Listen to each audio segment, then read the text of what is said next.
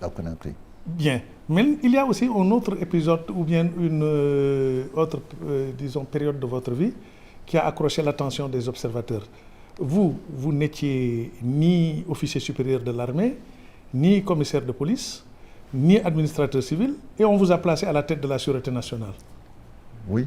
Après vos années de militantisme au PAI et à la FINAF. C'est bien ça. Alors ça a un tout petit peu déboussolé et dérouté les observateurs. Là aussi, c'est un principe que Senghor avait posé. Et c'est pourquoi j'ai dit, ça c'est une parenthèse, que nous devons beaucoup à Senghor en ce qui concerne la mise en place de l'état de droit ici au Sénégal. Absolument. Il n'a pas voulu tenir compte des personnes. Il avait estimé que, au sortir lorsque le Sénégal a rompu avec le Mali, et au moment où on a mis en place des institutions, lorsqu'on a installé la Cour suprême,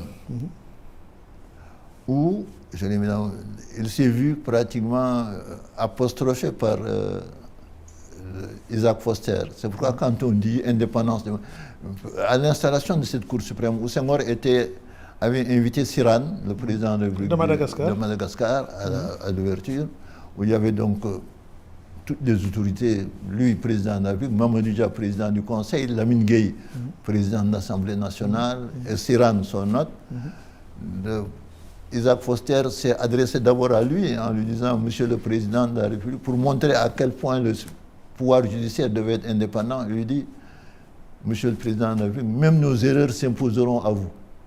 Pour dire que même si la justice se trompe, même nos erreurs s'imposeront à vous. Pour dire qu'au-dessus de la Cour suprême, il n'y avait rien.